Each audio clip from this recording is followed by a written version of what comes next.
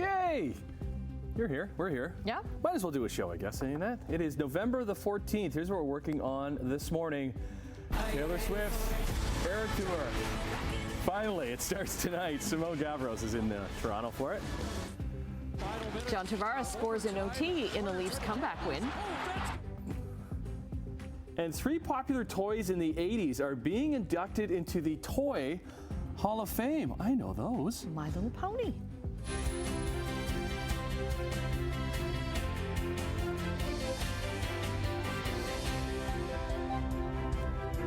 What a special day today. I'm surrounded by birthday boys. Happy birthday. Happy birthday, Brian. Thank you. Thank Sharing you. the same birthday with King Charles. Yes. Hail to the king. Yes. Yes, the 3 of us having a birthday today, too. Yeah. The 3 kings. I have a Look card at that. here. Oh. We always look forward to this. I'm not a big card person. Yes. People that just go and buy cards. This one beside us does not buy cards. No, she doesn't. She No. hand makes these cards. She does. I actually made it. Yep. I have mine right over there. Thank you very much You're for my very card. welcome. You're As I very said earlier, when I thanked you, I add it to my collection. Yeah. I keep all of those cards because they're special little works of art. And I Oh, put them thank up on you. my bookshelf Thank you. in my office. Yeah. Thank you. Thank you. Thank Very you. nice. welcome. Lovely. Nobody Yeah. I would rather share my birthday with than King Charles. All right, Brian, get going here now. All right, let's get you into this Thursday, November the 14th. We're looking at maybe a little bit of sunshine this morning. I know it's fairly cloudy to start our day here today, but we could see a bit of sun this morning, and then we're going to get the rain settling in later on this afternoon. Today's temperature will be better than yesterday. We got to 6 yesterday. Today we should hit 9 degrees. It won't be quite as windy. That wind was a cold wind yesterday. It was from the east coming off the lake into Hamilton area anyhow. So it made it feel quite chilly. But today, sun, then rain, and 9 degrees. We're sitting right now. Let me just double check our temperature at the moment. 4 degrees. Yeah, 4 right now. So better than yesterday. All right, we'll talk about that coming up. Looking at traffic, nothing there. It's just a little bit busier. Toronto bound as usual this time of the morning to some MTO traffic cameras, and I've got nothing to show you. Here's Nikola Tesla Boulevard, Toronto bound towards us. Now Toronto bound away from us at the top of the Skyway Bridge, and the same here east of 4th going through Burlington into Oakville, all doing fine so far today. Take it carefully as usual. We'll look at weather and traffic coming up in just a few minutes. Right now, the news. All right, thanks, Brian. Let's start in Hamilton because questions, they continue to circulate around the events leading up to a Hamilton police-involved shooting that claimed the life of a man this past weekend. So in an unusual move, Police Chief Frank Bergen put out a statement after the SIU began its investigation. He said, in the interest of clearing up factual inaccuracies, at no time did Hamilton Police release any information related to an exchange of gunfire. Family and friends of Erickson Cabrera say the 43-year-old was shot and killed in his apartment building on Saturday. Initially, Hamilton police posted online that an officer had been injured when he was confronted by a man with a firearm. Now, the SIU then said gunfire was exchanged, resulting in both the man and an officer suffering gunshot wounds. That was then clarified by the SIU, adding that gunfire was not exchanged, and a replica firearm was discovered. Despite the confusion, Cabrera's loved ones, they want answers. It's very shocking to me, and I'm still shaking over it because the door has a footprint on it, and I think he might have some holes in it as well. But we need transparency. We need accountability. We need information. We demand information, and we deserve information so people know the Erickson that we know. So the union representing Hamilton police officers, they said that it supports its members and said some of the online commentary from public officials and others is reckless and inflames an already tragic situation. The trial continues today for a man accused in a deadly series of attacks in downtown Hamilton 4 years ago. Keith Overholt faces 1 count of first-degree murder and 2 of attempted murder after a series of incidents in November 2020. A woman was hit 14 times with a stick near York Boulevard and Queen Street. Surveillance video of the attack has been shown to the jury. 7 hours after that attack, 29-year-old Andrew Ainskow was stabbed 37 times and died. Later, another man was attacked with a knife. Overholt has pleaded not guilty.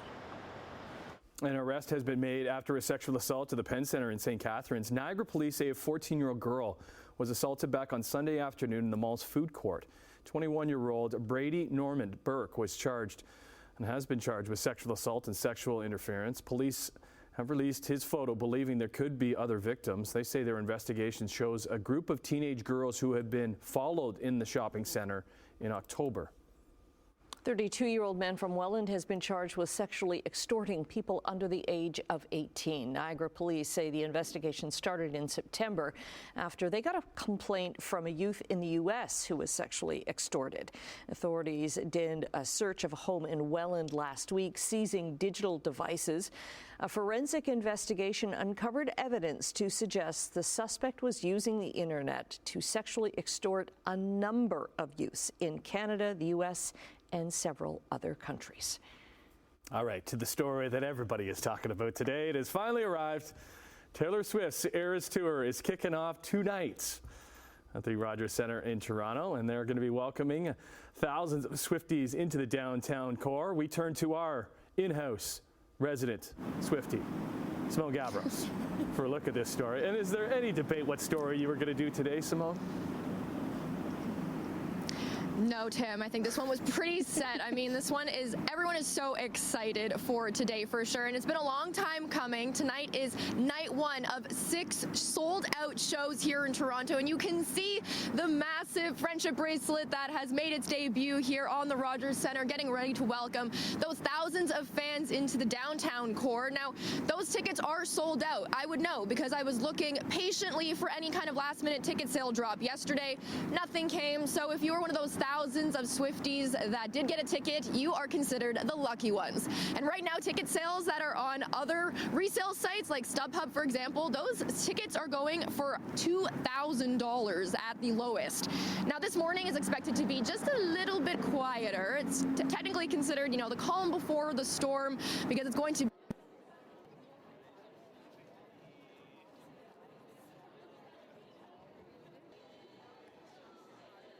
up here over the past couple days trying to get their hands on some Eras Tour sweaters, for example. Those were priced at $90. Now, Toronto has been preparing for this moment for months, including the recent unveiling of Taylor Swift Way and other street signs for the duration of the mega pop star's stay here. The city is expecting around 500,000 visitors over the 2-week period, and the economic impact is expected to be over $282 million. Now, there are a number of road closures to be mindful of. That's starting at 1 p.m. this afternoon. That includes the westbound lanes on Bremner Boulevard right in front of the Rogers Centre to start. And the local impact zone ranges from Wellington Street all the way down to Lakeshore Boulevard in that square.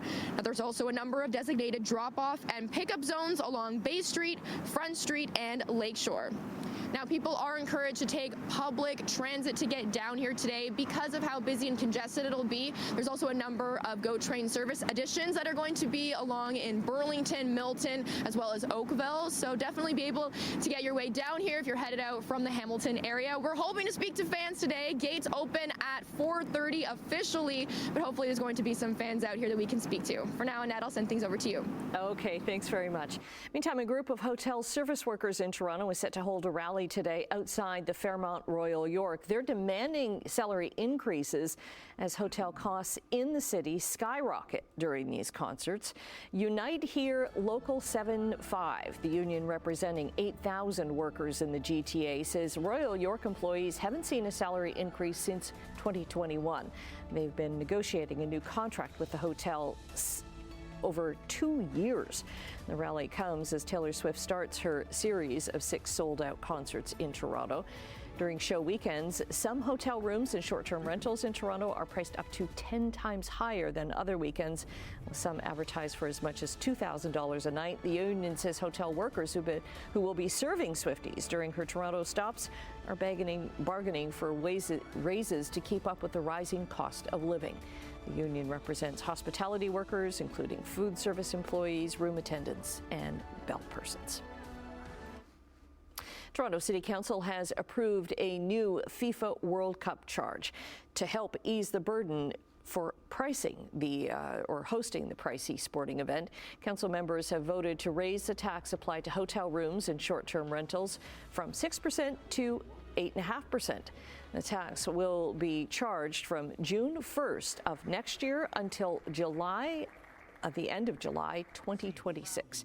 Toronto has estimated hosting its piece of the expanded 48-team soccer showcase will cost $380 million. That's $80 million more than forecast 2 years ago. A third of the cost involves security and policing. Leads us into Sportsline, and things were not looking good for the Maple Leafs as they were in Washington, D.C., trailing by 2 goals late in the third after losing on Tuesday night to the Senators. Odds not in their favor and pulling out a win. Oh, yeah? Final minutes of overtime.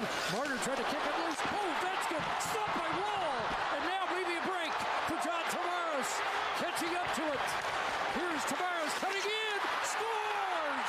It's a game winner. John Tavares with the OT winner, giving the Leafs the biggest win of the young season as they did not look good with all signs pointing to a second straight loss. But big save right here by Joseph Wall on Alex Ovechkin's clapper. Set up Johnny T with his 9th of the season as Toronto was down 3-1 with under 5 minutes to go. And despite 3 goals being disallowed in this game, after Willie Nylander pulled them within 1, Mitch Marner would tie the game at 3 with under a minute to go right there. Leafs win it 4-3, and they come on back home and face Connor McDavid and the Edmonton Oilers on Saturday night.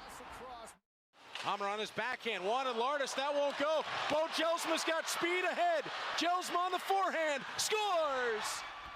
On the ice in Brantford, the Bulldogs' tough start to their season. That continues. Despite them picking up a point in overtime, the Barrie Colts would take home both points thanks to Bo Jelsma's OT winner. 3-2 was the final. The Dogs, they've lost 6 of 7. They try and get back in the win column Saturday, and Brampton arrives at the Civic Center. All right, let's go to the association. And Shea Gilgeous-Alexander and his OKC Thunder looking to track down Cleveland for top record in the league as they hosted New Orleans. SGA was his usual fantastic self after setting a career high with 45 points on Monday.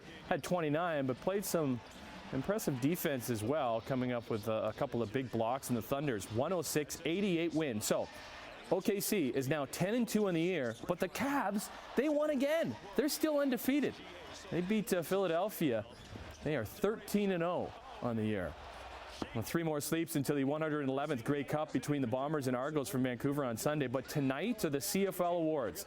The Ticats, Bo Levi Mitchell, up for Most Outstanding Player after he had a glorious season for Hamilton, despite them not making the playoffs and finishing last in the East. It's going to be tough for him to win, though, because he is up against the West nominee. That is Bombers running back Brady Oliveira, who led the league in rushing and leads his Bombers into their 5th straight Grey Cup.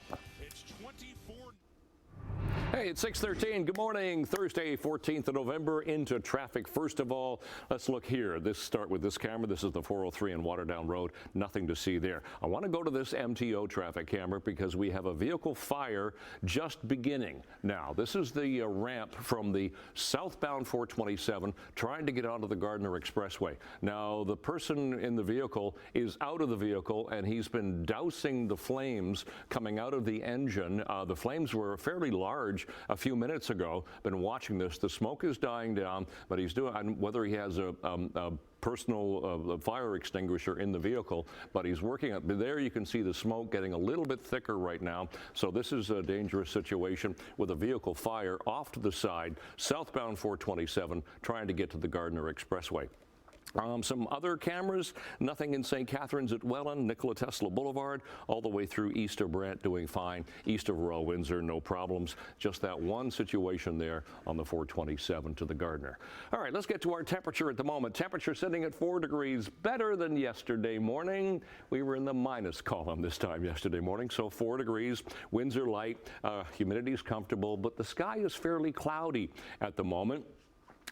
For today, we're looking at a 9-degree high, so a little bit of sunshine is possible this morning, and then the rain is going to settle in later this afternoon. A light southeast wind for the day today. Here comes the approaching precipitation. You can see it right now pushing its way past Windsor. It's going to move into the Horseshoe a little later on today and bring us that wet afternoon. So it's a low-pressure system approaching us. Ahead of it, you get the clouds, you get the bubble-up precipitation. That's what's going to happen throughout the day today and tomorrow, it's just going to stay fairly cloudy. Saturday, though, good news, we'll get back into some sunshine.